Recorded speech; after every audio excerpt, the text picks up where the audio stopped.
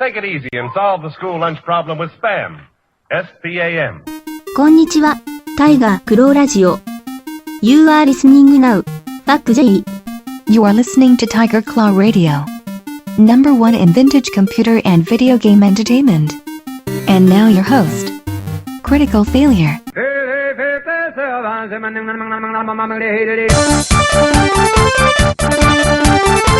Alright, there we go. Let's get a little sip of tea before we kick this thing off. Oh, it's Saturday night. I got some chamomile to ease my throat. That is good stuff. You guys are listening to Tiger Claw Radio. This is episode 223. This week got some good van casting for you. I want to talk a little bit about chiptunes. The chiptunes that are played here on TCR. What do you think? You guys like them? Yes, no? I know some people do, some people don't. This week I really want you to sound off and tell me what you do and don't like.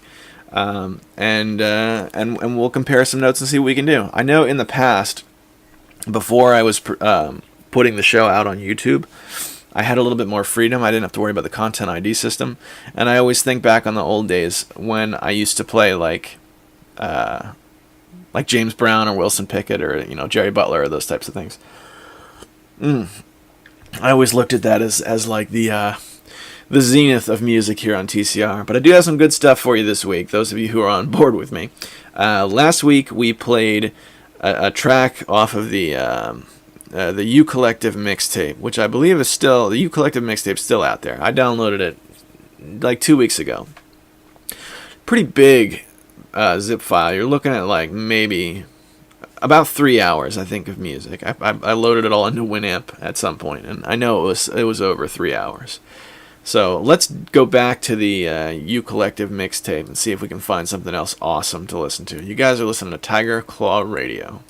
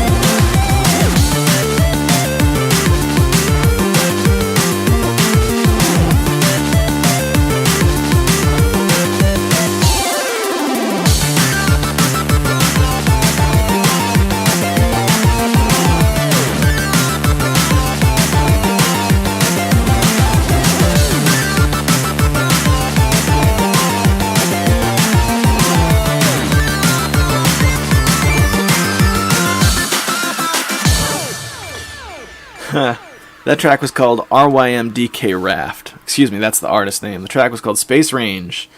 Again, the U Collective mixtape. Lots of good stuff on here. Most of the good tracks on that mixtape clock in at 5 minutes plus, which I think goes a little bit long to lead us off. But I got some more good stuff for you off that later on in the show. For now, let's go back in time a little bit to the beginning of the week. Well, about midway through. Wednesday morning, to be exact. We're going to the Vancast. we go. We're rolling now. I think everybody feels a little bit better this morning than they usually do. It's finally good weather.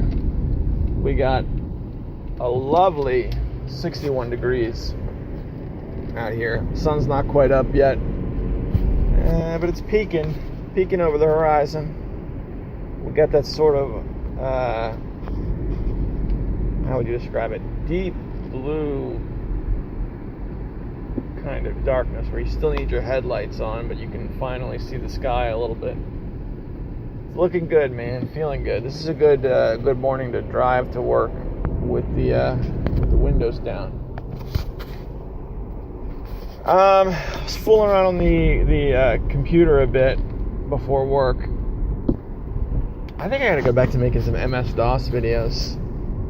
I was looking through my MS-DOS collection. And I have that PC menu program I wanted to make a video about for a little while. And I was just checking out some other stuff. There's some really good stuff that I haven't really messed with. This is what never ceases to amaze me when I look at MS-DOS games. In the MS-DOS era, you could just sit down and make a bootleg copy of a popular game and trade it around on the internet, and it was fine. It was fine. Why would it not be fine? The Mario Brothers VGA, it's still passed around abandonware websites. Somebody remade the one-screen Mario Brothers game. You know the one that Super Mario Brothers 3 used as a battle mode. That game. Somebody remade that in MS-DOS. But if you look at the README file, it was just a guy. It wasn't from Nintendo. And it's just a guy, and it got passed around, and it still exists, and it has earned its way into legitimacy, as far as I'm concerned. I think even more so by the fact that when Nintendo would release games on MS-DOS, and there were a couple Nintendo or like companies who typically released on Nintendo, like Konami. When Nintendo games would get released on MS-DOS, inevitably what would happen is the company would outsource it, right? They'd outsource the programming to some guy or some group, and then what you get is a mess. That's why MS-DOS versions of Nintendo games tend to be so unplayable. But I don't know. Mario VGA is a decent playable game. I think part of the reason is because it's a bootleg.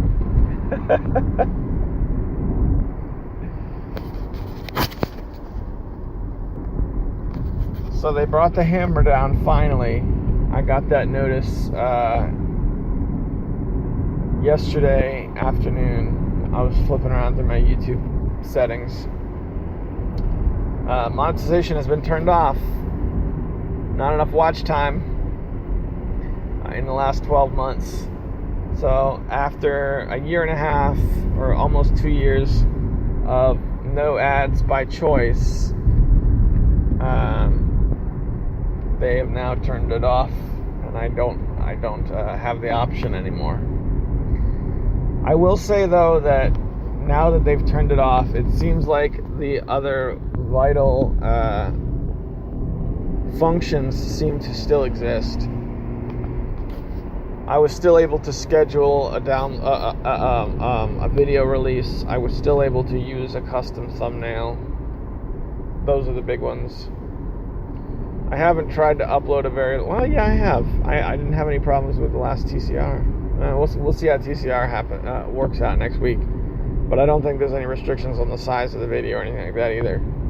So, I guess all in all, not really that big news for me, but I know it was something that made a lot of YouTubers upset that monetization's been turned off, and that has finally happened. So, I don't know. What are you going to do? Here's another one for you. I was fooling with Twitch TV. I talked about this.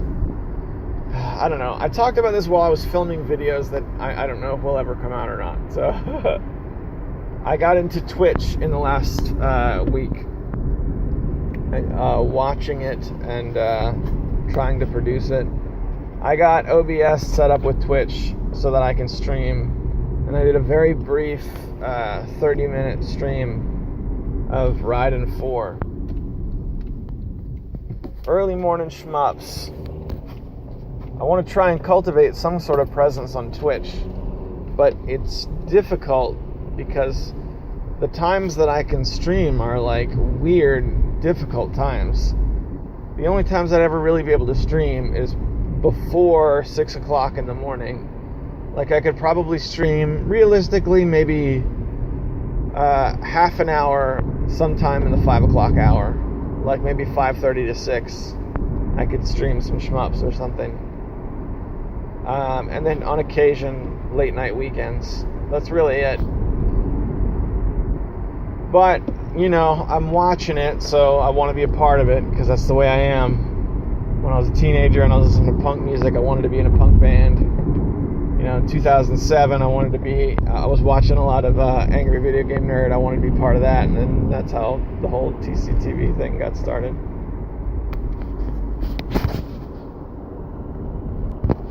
So any of you guys out there who watch Twitch, you can head over to my Twitch channel and throw up a follow. You might catch me online, you might not, who knows. So my reproduction carts came yesterday for the Sega Genesis. I filmed that. Who knows when that'll be up. But I got to play Sonic Heroes briefly. And I got to play the Phantom Sonic, the Sonic creepypasta game. A couple of words about that. First of all, I had a lot of fun with it. Realizing that it was going to be the kind of experience where I put the game in one time, and then once I'm done, I'm done. I played it at night. I turned all the lights off. I sat in front of my TV, pretty close to it, and I was ready for some spooks. I gotta say, if you remember the Sonic EXE creepypasta from like several years back, it kind of seems like they tried to rebuild that in the legitimate Sega Genesis hardware. Alright, in emulation.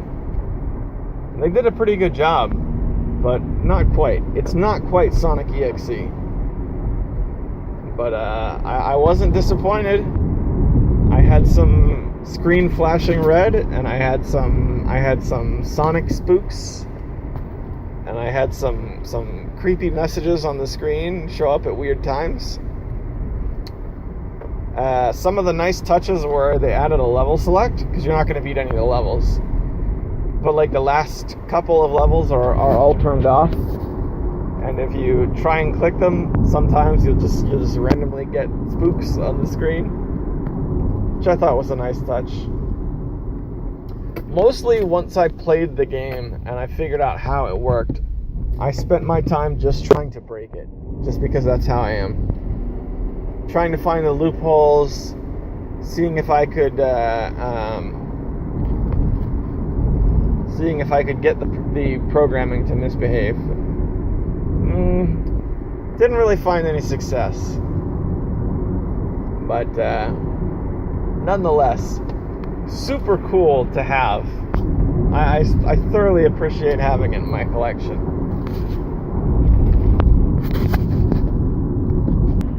Sonic Heroes didn't get much play. I mean, the way I ordered it was Sonic Heroes was supposed to be the game that's like, this is a legitimate game that I'm going to play, and that's what I want. And then I also threw in the Phantom Sonic game, because like, okay, and this one's just a little side toy. I'll play with it once and I'll be done. The actual game, Sonic Heroes, got virtually no play. I put it in to make sure it worked, and it does, and it's really neat, but I didn't really play it much. I feel like I need to learn about that game, because I'm not... Like, I've played all the Sonic games a little bit to some degree, but I'm not, like... I'm not as familiar with them as a lot of the hardcore Sonic fans. Like, I feel like they could change something subtle under my nose and I wouldn't know it. Like, I'm pretty sure Sonic Heroes is a hack of Sonic 2, but they did away with the way the Chaos Emeralds worked in Sonic 2. and they replaced it with the old Sonic 1 method. Like, you know, the Sonic 1 bonus levels and stuff? That's what this game has. Alright, I think that's about all I have to go over this morning. I'm gonna crank the windows down and let the fresh air come in the cab here. And I'll see you guys back at Panzer Studios, you lucky dogs. Alright, back again in Panzer Studios, nice and comfortable. This is the part of the show where I just want to thank the Patreon sponsors. This is, in fact, a Patreon-sponsored show. These gentlemen, they give of their resources to make sure I can keep coming back every single week and putting out a new one. And I can only really offer these guys two things. Number one, they get the show just a little bit early, whenever it gets finished, which right now has been Saturday night, due to my wife's schedule with the classes she's taken. Typically it's Friday, but for the next month and a half, however long it's going to be, it's probably going to be Saturday. That, and I also like to read off a Hall of Fame of distinguished gentlemen who contribute, and they are Hemrock, James, Sendu, Tecmo Balls, Darabka, Six Health of Fury, and the Cartridge Brothers. Thank you guys so much for your contributions. It really is making an impact in my life. I thoroughly appreciate it. All right. This is, in my opinion, a really, really good track. This is my favorite track off of the U Collective, You Win, whatever it is, mixtape. I didn't play it up front because it's 5.5 minutes, and I feel like that's kind of long to be up front. But I think this is something really special. I want you guys to hang with me, give it a shot. You're listening to Tiger Claw Radio.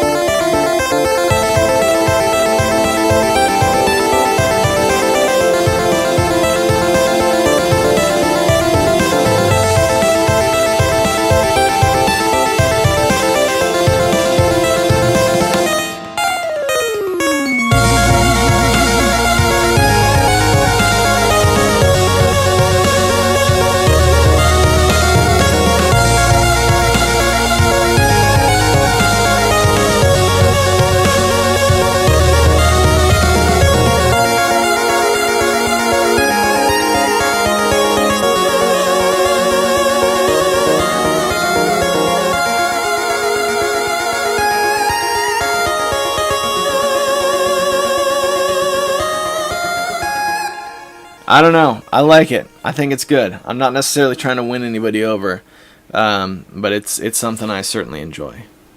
The track is called Luna, and the artist is Gentoo, Jentu. That one's worth downloading just for that track alone, in my opinion. One of 29 songs. Alright, where am I at now? Alright, boys, we're asking the internet. Oh, a little hot tea feels good on my throat. Okay, so Anon writes in, I don't really like it when the game is more than 30 hours. What do you think? You know, game size I equate a lot like song size, right? So there are certain songs that are 4 minutes long, but they really feel too long, and there's certain songs that are much, much longer, you know, like Master of Puppets or Anagata Vita, that are very, very long, and they don't feel their length. The Decline from NoFX, that's another one. That's like an 18-minute song, but I dig it. It's good. Game length is the same way. I think where game length becomes a problem is when the time to beat it is lengthened artificially, right? So people used to say that Dragon Warrior 7 took like 100 hours to beat, you know. So, but I don't really hear too many people complaining about that game. Whereas a game that could be much shorter, if you're doing a lot of grinding in the middle, then yeah, the length is a problem. I gotta say, if there's a claim about the game length, I usually take it with a grain of salt. Grimoire, right, the dungeon crawler, I still want to get that game. It's expensive, but I still want to get it. They said, what, that's supposed to be like a 600-hour game? And then the first review that came out for it was like, we managed to finish this in 80 hours? I don't know. I think the number of hours it takes to beat a game is like a wishy-washy measurement and should be always taken with a grain of salt. Okay, here's another one. Anon writes in regards to XCOM UFO Defense, how am I supposed to play this game properly? I just had a night mission where my Sky Ranger landed in front of 4 enemies. I couldn't have known this yet because they were out of my vision range. I threw a smoke grenade at my ramp for my first action. Then I got hit by some reaction fire and lost 2 soldiers. How was I supposed to play that? It's impossible to get through a scenario like that safely, because I would have had to throw in an electro flare to see the enemies in the first place. But doing literally anything triggers reaction fire. I can't believe people call the reboot XCOM unfair when the original was like this. Why exactly is this game so much better than the Firaxis version?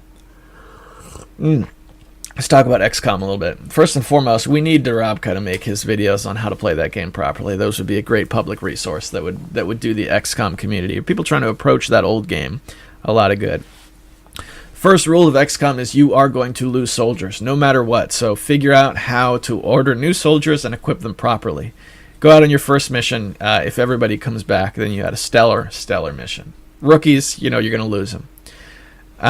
In terms of things happening out of your control, a lot of that's RNG. The original XCOM was incredibly unfair. I don't think people who remember that game fondly, one thing I don't ever hear them say is, you know what, that game sure was fair.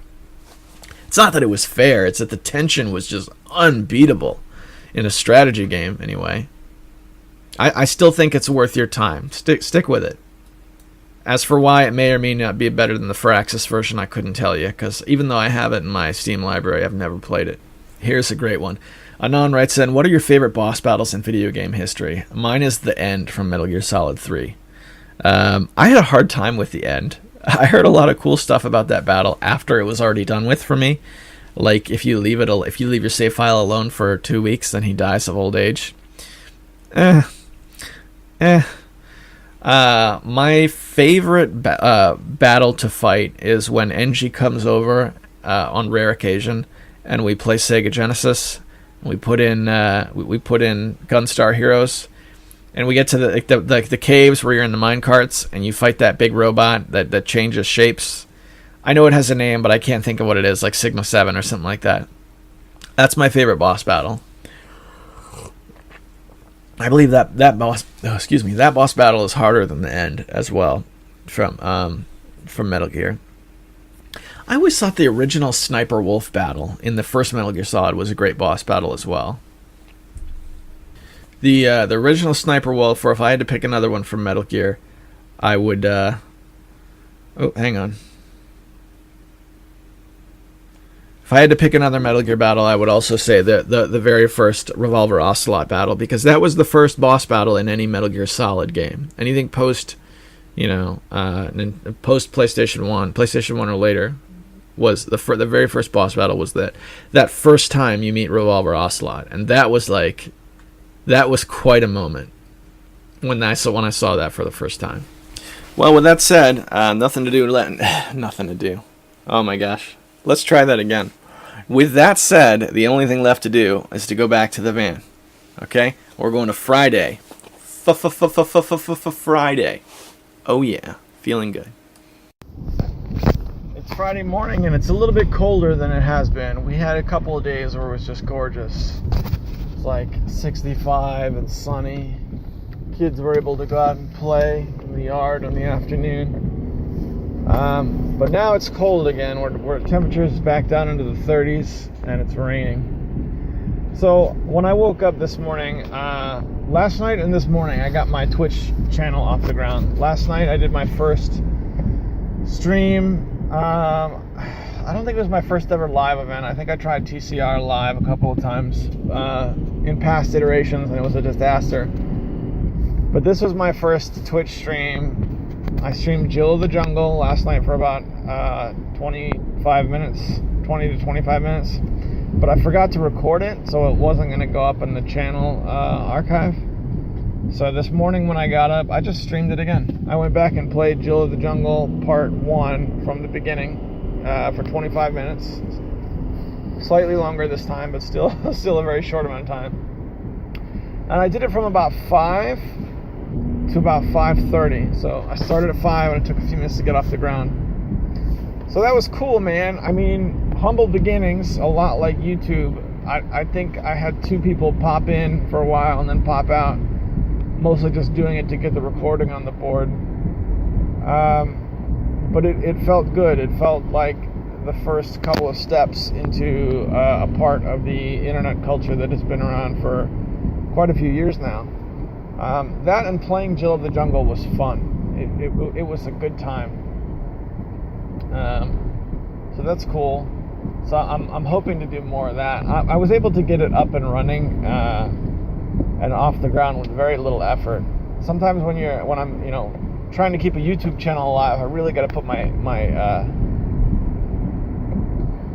my thinking cap on and see what I can do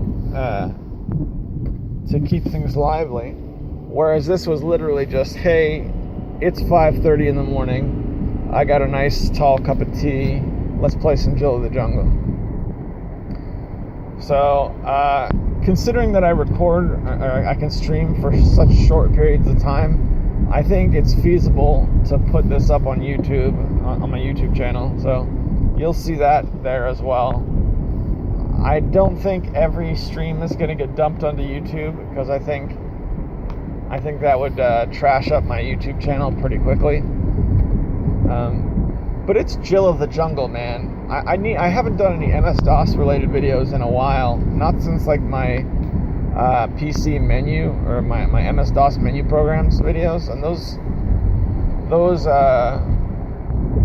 they didn't come out of the gate with a ton of views, but they're still getting them over time. So I've been meaning to get back to MS-DOS for a little bit. Alright, so Jill of the Jungle should be coming out soon, and I'm probably going to play it. It's Friday now, so I won't be playing it tomorrow, but in the new week I'll probably be playing it before work quite a bit. Because I like to play games before work, so it's pretty much just turning not the camera, because having issues with my camera, but turning on the microphone and just doing what I always do before work, which is pretty cool. So I guess look out for more of that. Also last night, something I've wanted to do for a while was, chiptunes have been a part of Tiger Claw Radio for quite some time. And one thing I've wanted to do for years now is to get my own, not chiptune, but video game OST mixtape, like podcast block up. So we used to have MRGR radio. Michael used to do that, and he hasn't done it in I don't know how long it's been, but I think a couple of years now. So I spent some time just cruising around the internet and collecting a track list. I got about 17 minutes. I'm not quite there yet. But I was looking into some of the TurboGrafx 16 music. I never owned a TurboGrafx 16 as a kid. That's something I've talked about on the show before. I wouldn't mind buying one in adulthood. But the music for the TurboGrafx 16, it's got some games with some really good music. So I wanted to check it out. I thought it might be a good theming for the first video game music podcast thing. I thought that'd be cool. That, and also Vigilante Second Offense. The Vigilante 8 games. You guys know those games? They were... Ooh, you go first? I go first. I'm going first. You can be mad if you want. It's alright. Vigilante 8 was like a Twisted Metal clone, but it was set in the 70s. And it had a nice disco and funk soundtrack. It's pretty great. And the song that sticks out the most was the theme song from the second game, Second Offense. So I grabbed a copy of that, and that will definitely be on there. I feel like I got a really, really strong 17 minutes. Like, I was flipping through the tracks and putting them in the order that I liked. I feel pretty happy about it. So it'll take another sitting to get that track listing somewhere where I feel complete. Again, it's only at 17 minutes, and I want to break a half an hour. I think if you don't have 30 minutes, then you really don't have a podcast, in my opinion. But I don't know. I could be wrong about that. Alright. I think I'm going to keep it short this morning. That was really what I wanted to go over. I was really juiced up over doing Twitch. Even though my channel is still a derelict at this point. And I've never had an active Twitch chat going on while I was streaming. I haven't experienced that yet. But it felt good. I haven't been excited in a while. So this is something I was excited about. So that's pretty cool.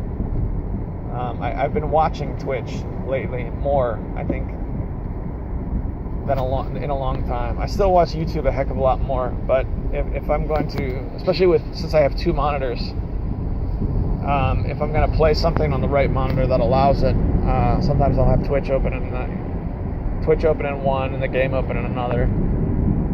So we'll see if this is a phase or not.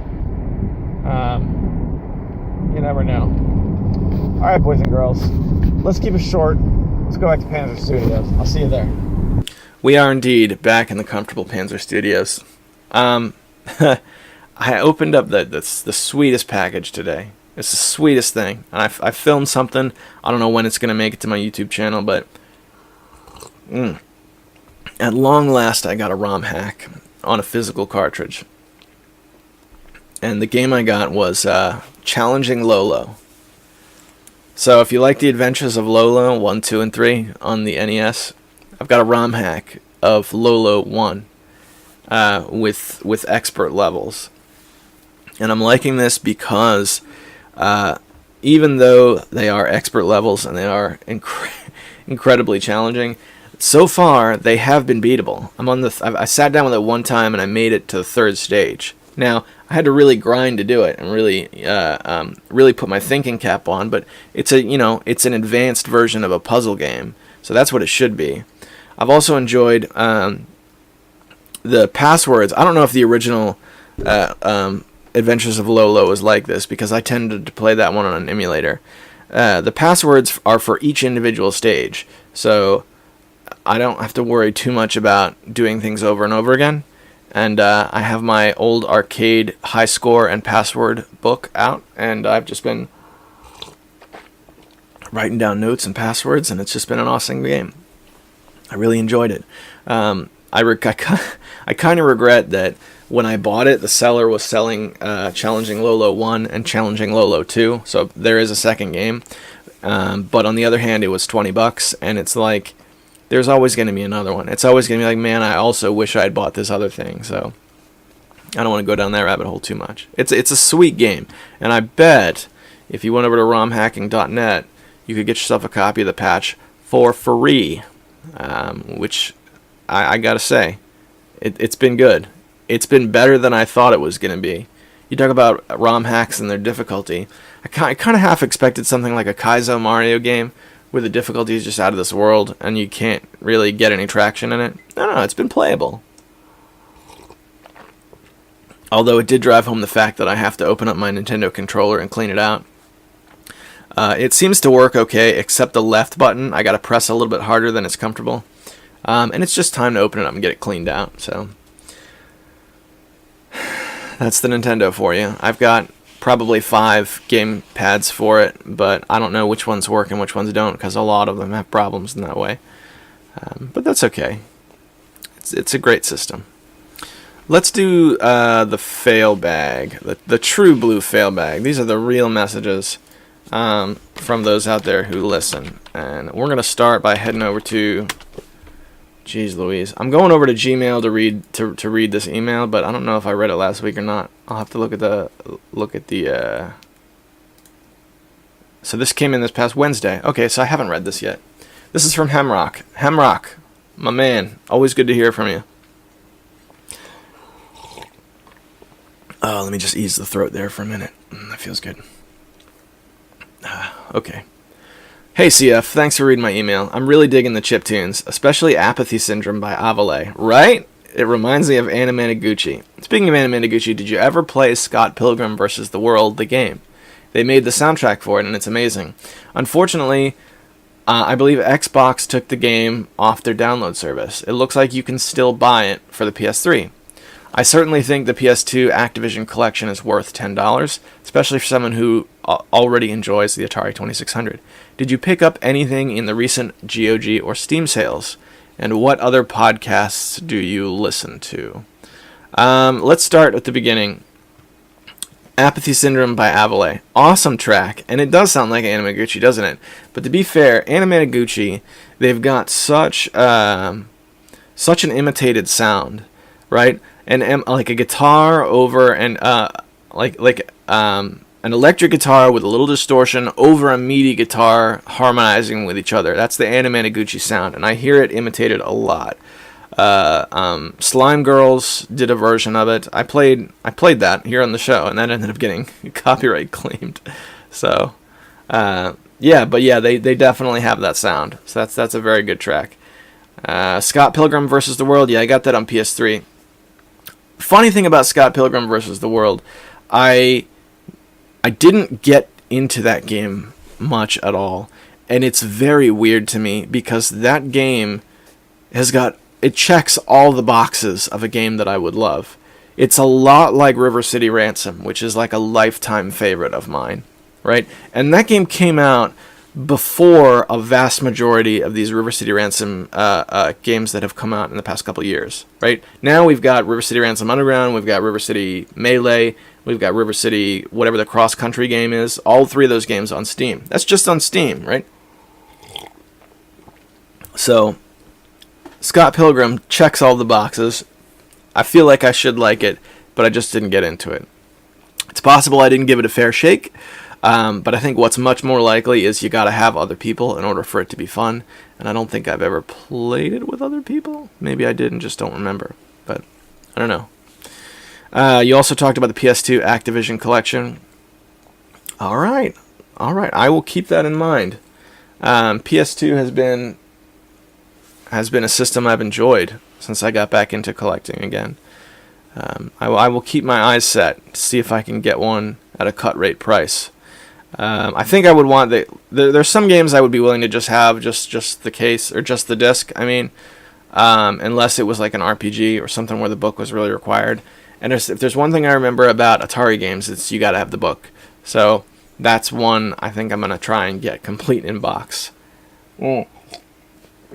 Speaking of Atari games, Hemrock, I watched a video from that guy Metal Jesus Rocks. I don't know if you've seen him before. Typically, I don't watch his channel too much, but he's around a lot. So he had a ROM hacks video that came across my lexicon recently. And in his ROM hacks and repros video, he showed off a copy of a game I would love to own, Halo 2600. You remember that? Now this was like, it's been a few years since this came out. I think this was like 2009, 2010, something like that. And it was originally given out at a convention, if I have my chain of events correct. And then if you weren't at that convention, it was super expensive. Well, I found out from watching this video, you can get Halo 2600 newly made from Atari Age. I kind of knew Atari Age sold ROM hacks, or excuse me, homebrew titles, but I didn't really look into it. So if I'm gonna spend $10 on Atari games at this point, I think I would save up the extra cheddar, get myself a copy of Halo 2600, because I think that game is really cool. You know, it strikes me as funny because whenever I see Halo 2600 in a video, this is even what Metal Jesus Rock said in that video. They were like, "How does it play?" And he goes, "It's an Atari game." No, you are wrong. That game plays like Berserk with Halo characters. Recognizable Halo monsters in a Berserk setting video game, and it plays well, and it's good. There's a free version on the internet, a browser version that you can just go and play, and I believe Ed Fries actually set that up. It's set up so that if you just want to play it on the computer and you don't want to pursue an actual cartridge, it's totally legal and set up by the dev, so there's no ethical issues with just giving it a spin. I liked it. That's how I played it back when it came out. I would love to own a cartridge of that game.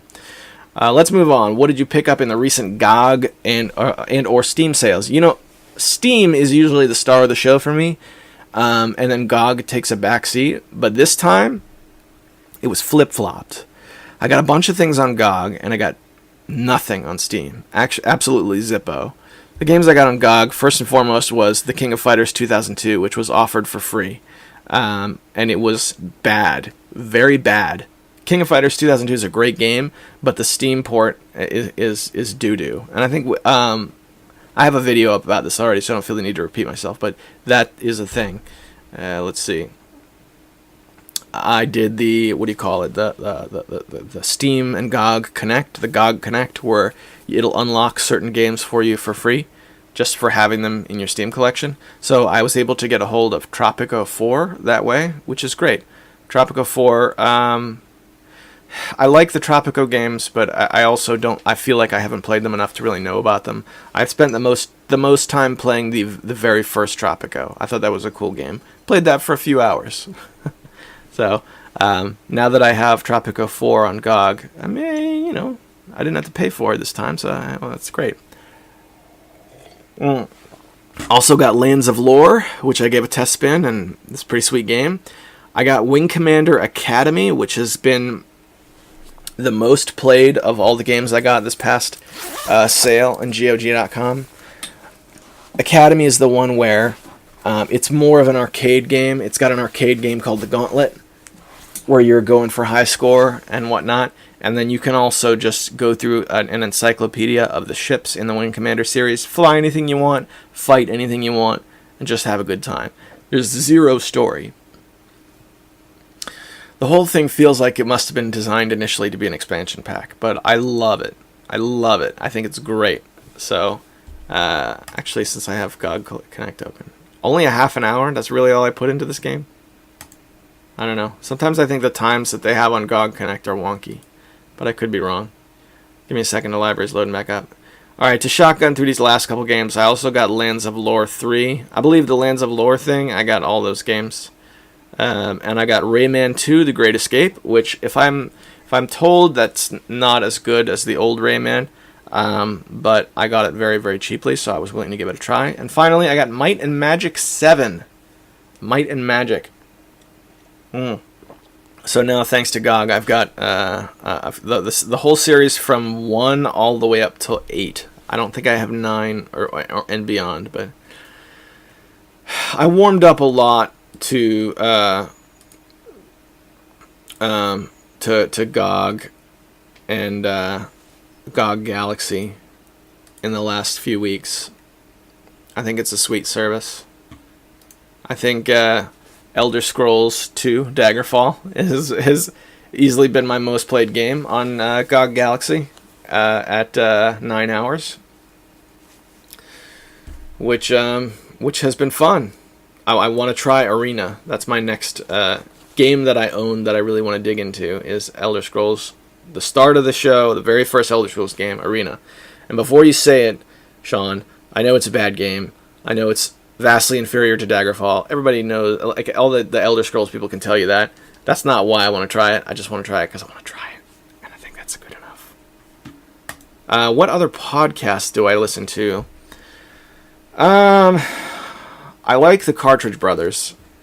Among the real people that you can message and get an answer back, the Cartridge Brothers are currently my favorite.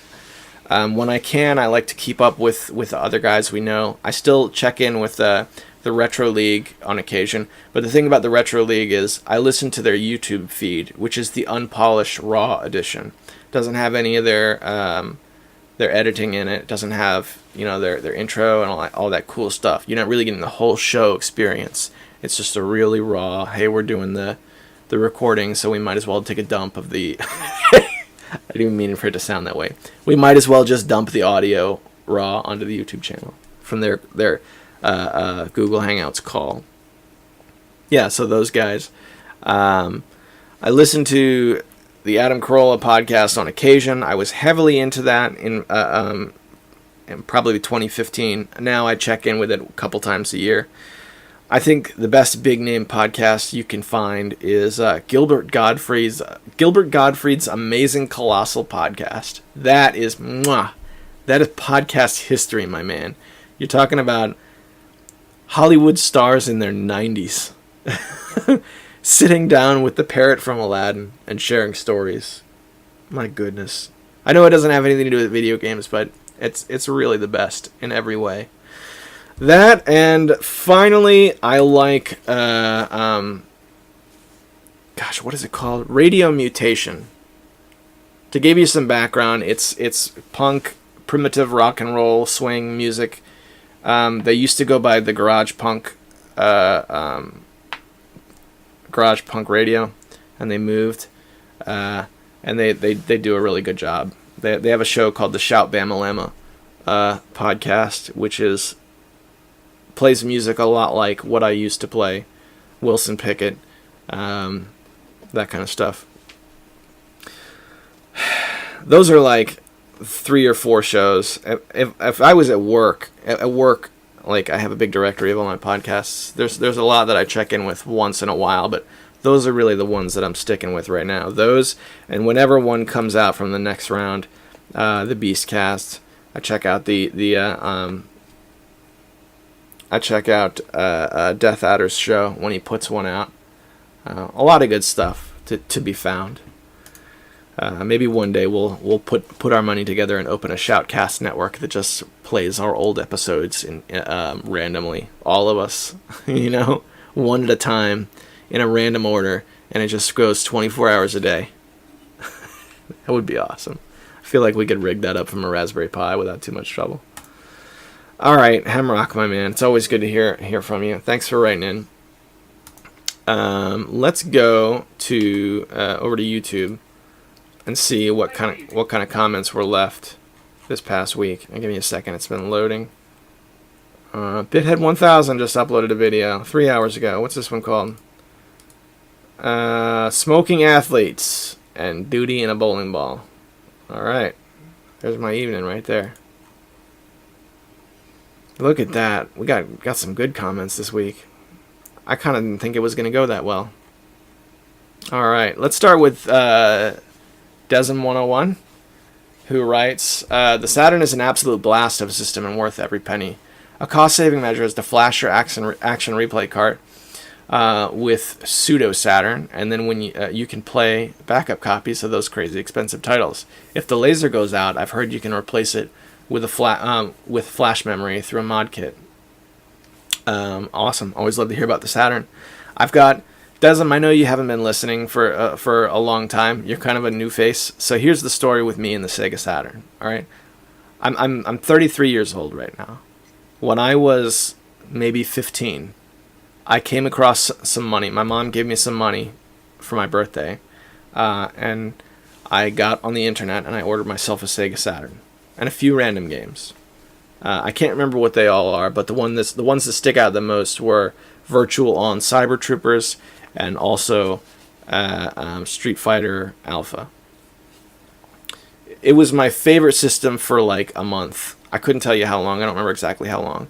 But something happened and it just the discs just stopped spinning. Now, mind you, this was a system that was played 100% legitimately. All right, I never put anything burned in it. I never even had the slightest inkling to try and figure out how to pirate games. It just died on me.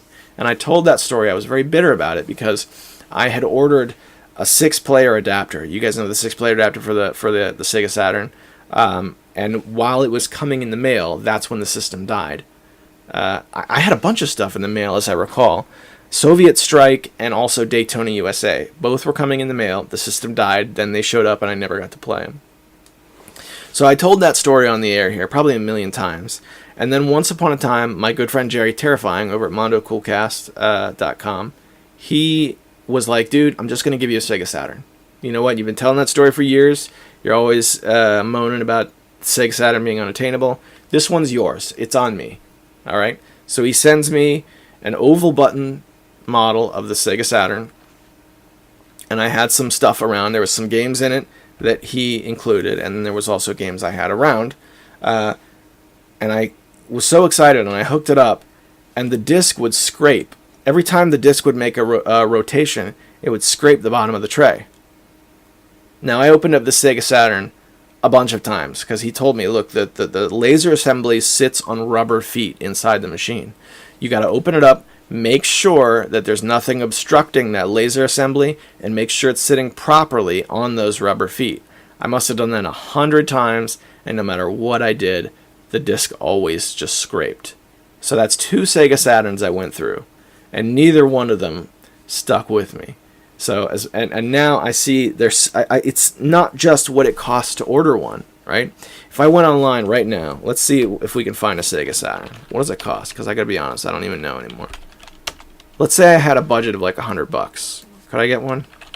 Sega Saturn console. Sega Saturn Black console NTSC with 2 controllers and 9 games, $130. Not bad because it's in box. Sega Saturn Tested Works fresh battery, $80 with $20 shipping. So give or take $100, maybe as much as $150 to get some stuff with it. That's I mean, it's good money. It's a lot of money, but I don't think it's prohibitively a lot of money. Here's one: Sega Saturn console with 2 controllers and 3 games, $75 with $18 shipping. Now that's an active auction, but I would pay that. But it's not just the money. This could show up, and then if I had issues with it, I would just be beyond crushed. Beyond crushed. I don't think old CF could take something like that again. What I'd like to do with the Sega Saturn is I would like to treat the Sega Saturn like a yacht. You know, like the boats. The way Bill Burr talks about yachts. And he says, you never want to be the guy who owns a yacht. You want to be the friend of the guy who owns a yacht. So you can show up every once in a while with a 6-pack and then just enjoy the yacht without having to pay the maintenance. That's what I want for the Sega Saturn. Jerry, move your family out to Maryland.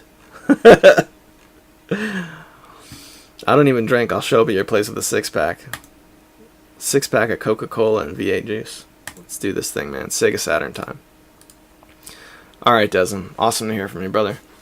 Got a couple from the Gaming Beast. Now, if I'm not mistaken, these are also written on the nextround.net.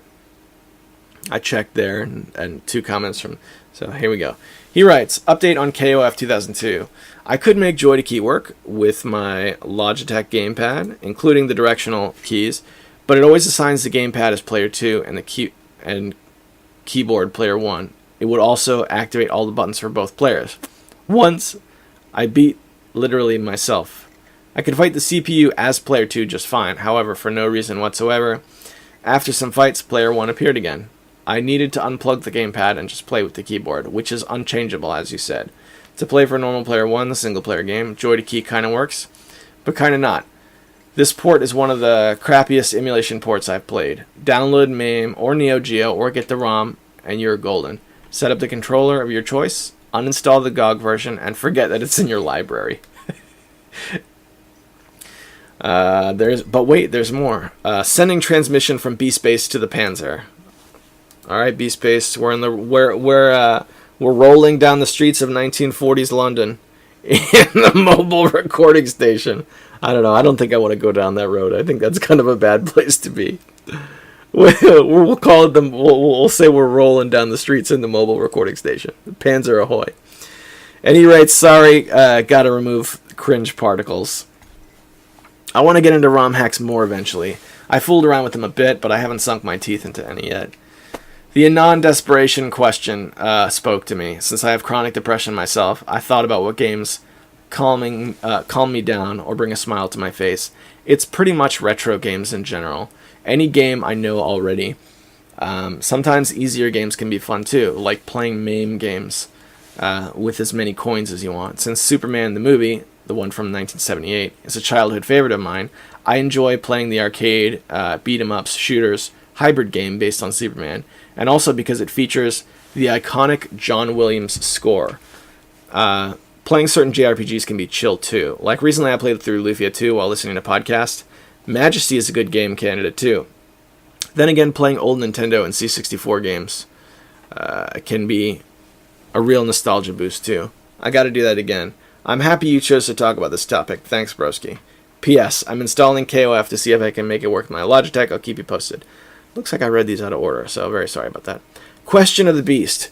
What is a game you play when you get sick of a harder/frustrating game and just want to chill? For me, it will be MAME beat-em-ups, Majesty, Skyrim, and others. Anywhere, take care, broski. For the Death Mug of Doom, transmission end. Alright, give me a second here. Alright, I just wanted to throw this out there since it has come up again. The National Suicide Prevention Lifeline is 1-800-273-8255. They're open 24 hours a day, so if you live inside the United States and you're dealing with chronic depression, just put that number in your phone. Even if you feel like it comes and goes, just kind of, I would just keep that in your pocket, right? Because it's worth doing whatever you have to do to stick around. So let's go back to the comment and respond to some of the stuff he's got to say. When I want to chill, that's a good question, because that happens to me a lot when I play Street Fighter V. Street Fighter V, and also when I used to play Counter-Strike Global Offensive competitively, I would get losing streaks, right? And I would get really frustrated. So I built a collection on Steam called Chill Out Games. And these are when I'm really feeling like a crybaby. And sometimes I just want to play a game that I can't lose. You can't lose. That's what I like.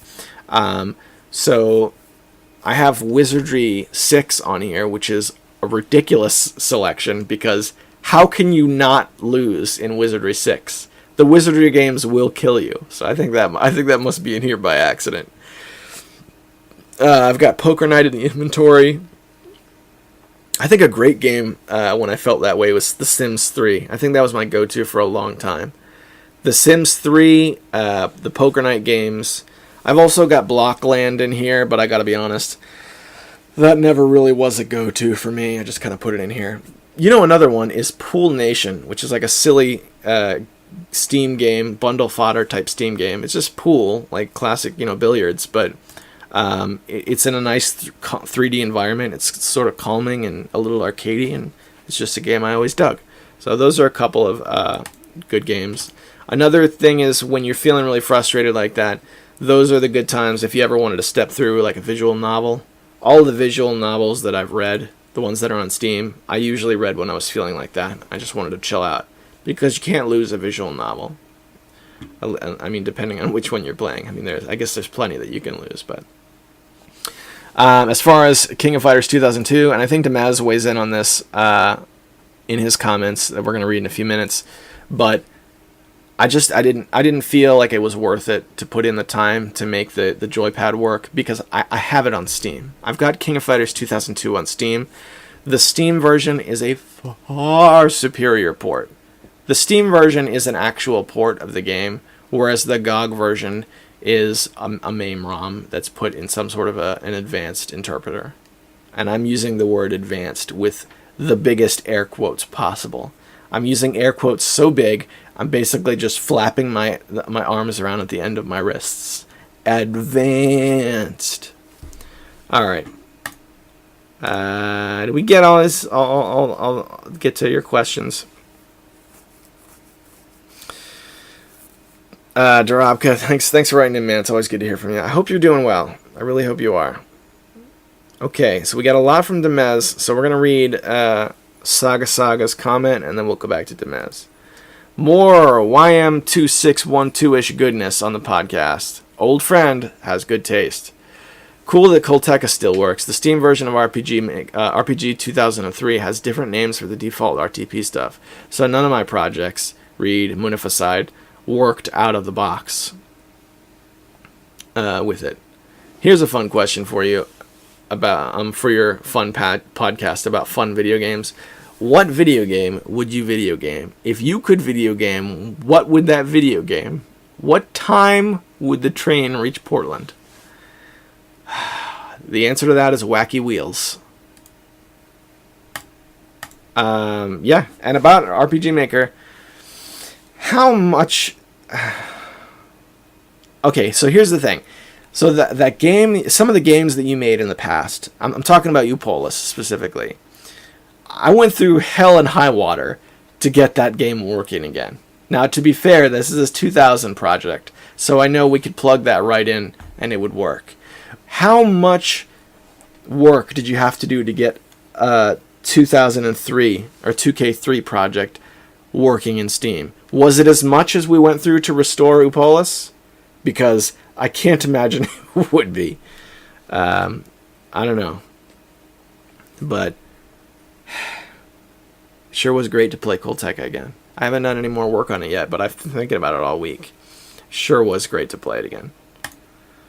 Demez writes in, I got Rayman 1 super duper edition for a PS on for the PC on GOG for $1.50. Good for you, man. I've had it on my GOG account for years. It's a great game. It's hard. I played it a couple weeks ago, and I really kind of got my butt kicked. Actually, no, it says I played it over a year ago. That's not right. You know why? Because I played it downstairs. So it's not going to show on this computer. Yeah, played it a lot. This is one of those games where GOG Galaxy isn't going to show me the right time, because even though the time is stored in the cloud, I played it quite a bit before GOG Galaxy ever came out. So yeah, good game, worth getting. I would say even if you don't, if you want to play it and it's not on sale, that's one that pulls its weight as a $5.99 title. I posted in this is back to his comments. I posted in one of your recent videos of KOF 2002. I explained exactly how to get your joystick working. Did you see my post? I'm sure if you read it, you will get joy work. Hold on 1 second. 1 second. Oh man, I got a cough. I don't want to get this on the air. It's going to be gross. Alright, I think we're up and running again. Excuse me. Fine, enjoy the key. Yeah. I mentioned I tried getting Joy to Key to make King of Fighters 2002 work. Didn't have much trouble with it. I did see that, Demez. I appreciate it. Here again, I just feel like it's going to be an awful lot of effort for not a lot of return. So, I kind of let it go. But I do appreciate you explaining it. Because I might run into that same problem again with another game. Another game where I don't have other options. So, it's good to just know about that. So, let's see. He also writes... Okay, I heard that you did read my comment, and yes, for sure it'll work. D-pads and arcade sticks will always be considered the hat switch, so you're golden. It is total BS that they did not program the joystick mapping, but hey, you can get it up. You know, there's a mode switch on my joystick that changes the joystick back and forth between POV or hat. So I thought that would have done it just by flipping the mode switch, but that didn't. So I guess you're right. I guess I could have just taken the whole thing out and played with my fight pad. That probably would have worked better anyway. Alright. First 5 Metallica albums are awesome. The rest, forget it. But so good, the first 5. Alright, let's talk some Metallica for a minute. So there's the Cliff Burton era, which is the big 3, right? Kill 'Em All, and then Ride the Lightning, and then Master of Puppets. That's what I'm interested in getting in vinyl. Following that, they had Injustice for All, which I largely ignored when I was first getting into Metallica, but I've been streaming it on YouTube, and it's very good. Injustice for All is also very good. There's mixing problems. Like, you can't hear the bass at all. It sounds very tinny compared to the other albums. But it's good. After Injustice for All, if I have my timeline correct, is where me and Metallica fans start to converge. Right? We start to split. I used the wrong word. That's the Black Album, right? In my opinion, the Black Album is where Metallica became... where they hung up thrash. And correct me if I'm wrong. A lot of the modern Metallica classics were on the Black Album. Enter Sandman, all that stuff. For me, the Black Album is take it or leave it. I'm not really interested in the Black Album. Then there's another one that I checked out. One of their recent albums in the last 10 years. I don't know what it's called, but it's the one where the cover is like a bunch of faces meshed together. And you can tell they're clearly like doing their best impersonation of themselves from the 1980s. I would say first 4. Tell me if I'm wrong. Also, what do you guys think of Megadeth? I just kind of discovered Megadeth this past week as well. So another one, I mean, while we're talking about Metallica, another one where, like, from the impression I get, it's really all about the early albums. But I don't know. You guys who have been into metal for years and years and years, I'm interested to hear your opinion of Megadeth. All right. Dumaze continues. He writes, actually, on that note, Joy to Key is a great program, but I must call them out. Why do they hide the hat switch mapping by default? Why do I have to click other, then enable them at first? All it does is cause problems. Anyone with an arcade stick trying to set up the game has this. Same issue. I discovered it because playing certain shmups on Steam want the D-pad and not the analog stick. And this is how it was to get working. I might direct you to a replacement. Xpadder. You know that program? Xpadder is the one where you get your controller and you just press all the buttons on your controller, and every time you press a button, it makes a little box. Then you go to that box and you select it. So, you wouldn't have to do that with Xpadder. But I agree. I mean, Joy to Key is not perfect, but it's the best we have for its function. Let's see what else he's got. Saturn games is not unattainable if you are a dirty retro pirate like me. $100 for a system, $50 for a 4-in-1 card, flash it for free, blammo, done. Or $100 to $150 to have someone install a proper mod chip. Then you can play every game with the extra RAM card too. I feel sad for people who claim to be real retro gamers, but artificially will not mess with ROMs or ISOS or demand real games only. It's too bad those people artificially miss out on something like the Saturn. Hell, I've got 2 Saturns and the games are free. All the games are free. I'm sorry, I read that wrong. I can't play RAM expansion games unless they're legit though, so I don't have access to the complete library. But that for me is okay. Mostly they're 1v1 fighting games that I don't desire. Let's see, read more to play on the Saturn. But I know a lot of people for those games that are their favorite fighting games. I got a Dreamcast, PS1, PS2. I feel like a 1v1 2D fighter. If I feel like a 1v1 2D fighter, I'm covered anyway. I think of it like someone who wants to watch adult films and is feeling left out because they'll only watch a DVD and not go to free sites online because it's not the real experience. Alright, so Sega Saturn. This is what I'm interested in. The Sega Saturn Bomberman is supposed to be the best.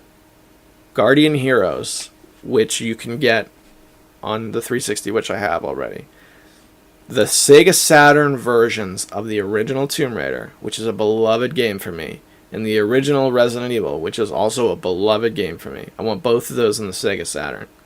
I believe the Sega Saturn also has a port of the original Quake, and the feats they went through to get these ports on consoles of old first-person shooters, I think, was really neat. So I would love to get that if I could. Apart from that, there's many games on the Saturn that are worth my time. I just don't know enough about it to know what they are. Alright, so we got one comment left, and we're running late. So I got a shotgun through this. About mouse control for flying, before my full boycott of EA started, I picked up Star Wars Battlefront for $10, complete edition, all DLC. The first mission, training how to fly, I did it with the mouse, and I gotta say it sucked. Felt very wrong, very crappy, not like flying. I would have much preferred a flight stick or even a gamepad, I think. Dumaze, my man, get yourself a flight stick. You know why I say that? I say that because I've seen your game room video. I know you've got everything else in the book. Save your pennies. Let's go to eBay right now. Logitech. I'm looking up the flight stick that I have. Flight stick. How much does one of these things go for? What? No, that can't be right. Oh yeah, here we go. Logitech Attack 3 joystick USB flight stick with a throttle.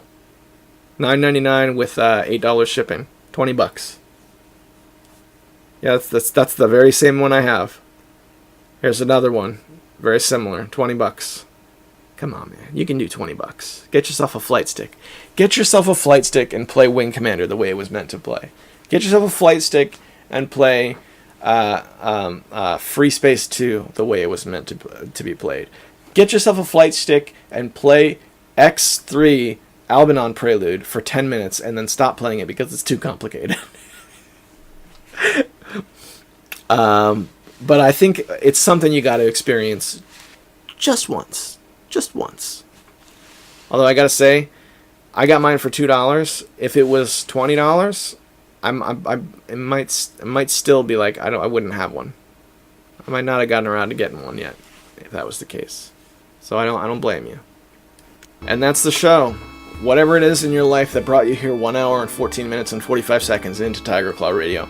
Thank you so much for spending time with me. There's a lot of places you could be on the internet to spend your time. A lot of things you could have put in that MP3 player on your way to work to listen to. But you chose to listen to episode 223 of Tiger Claw Radio, and that means something to me. I appreciate that. I want you to know that. As this next week comes and goes, I want you also to know I'm rooting for you. Keep at it. I know life can pile up real hard sometimes. It does for me. It's important to keep getting out of bed. Keep going to your job, going to school, wherever it is you got to go. Make sure that you get there. And I'm rooting for you. I'll see you on the other side.